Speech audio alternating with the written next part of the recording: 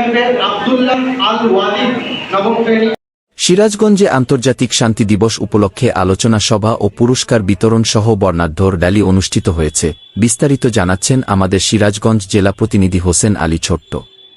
শান্তির জন্য সংস্কৃতির চর্চা, এই প্রতিপাদ্যকে সামনে রেখে সিরাজগঞ্জে বেসরকারি উন্নয়ন সংস্থা centre for community development services CCDS এর উদ্যোগে আন্তর্জাতিক শান্তি দিবস পালিত হয়েছে।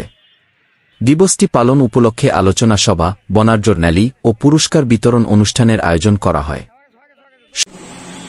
বিভিন্ন আয়োজন বিশ্বব্যাপী হয়ে থাকে, সেই আয়োজনের ভাগীদার আজকে আমরা। শনিবার 21 সেপ্টেম্বর সকাল 10 ঘটিকায় সিরাজগঞ্জ প্রেস ক্লাবের মিলনায়তনে Christian commission for development in বাংলাদেশের সহযোগিতায় আয়োজিত অনুষ্ঠানে প্রধান অতিথি ছিলেন সিরাজগঞ্জ সদর থানা অফিসার ইনচার্জ হুমায়ুন কবির।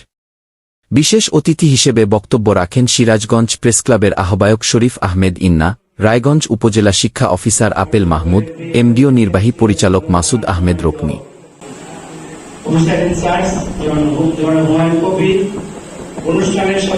অন্যান্যদের মধ্যে বক্তব্য রাখেন জেলা দুর্নীতি প্রতিরোধ কমিটির সাধারণ সম্পাদক ও জ্ঞানদায়িনী উচ্চ বিদ্যালয়ের প্রধান শিক্ষক মোহাম্মদ আইয়ুব আলী, সবুজ কানন স্কুল অ্যান্ড কলেজের অধ্যক্ষ আব্দুল হালিম, মল্লিকা ছানাউল্লাহ আনসারি স্কুলের প্রধান শিক্ষক মোহাম্মদ আতিকুল ইসলাম, জেলা দুর্নীতি প্রতিরোধ কমিটির সদস্য engineer Subal Poddar, PDB high স্কুলের সহকারী শিক্ষক মোহাম্মদ হাফিজুল ইসলাম, হিন্দু বৌদ্ধ খ্রিস্টান ঐক্য পরিষদের সাধারণ সম্পাদক নরেশ চন্দ্র ভৌমিক।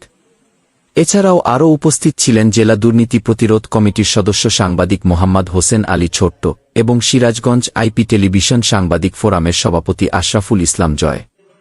অনুষ্ঠান সঞ্চালনা করেন শান্তি দিবস উদযাপন কমিটির আহ্বায়ক জুবায়ের জিকো। অনুষ্ঠানের প্রধান অতিথি হুমায়ুন কবির বলেন, বাংলাদেশের সংবিধানকে সমুন্নত রেখে বিশ্ব শান্তি প্রতিষ্ঠায় বাংলাদেশি শান্তিরক্ষী ও সকল পর্যায়ের অংশীদারগণকে সমন্বিত প্রচেষ্টা অব্যাহত রাখার আহ্বান জানান। তিনি আরও বলেন, বিশ্ব শান্তি প্রতিষ্ঠা করতে হলে প্রথমে পারিবারিক শান্তি নিশ্চিত করতে হবে। 21 সেপ্টেম্বর দিনটিকে বিশ্ব শান্তি দিবস হিসেবে ঘোষণা করেন রাষ্ট্রসংঘের জেনারেল অ্যাসেম্বলি।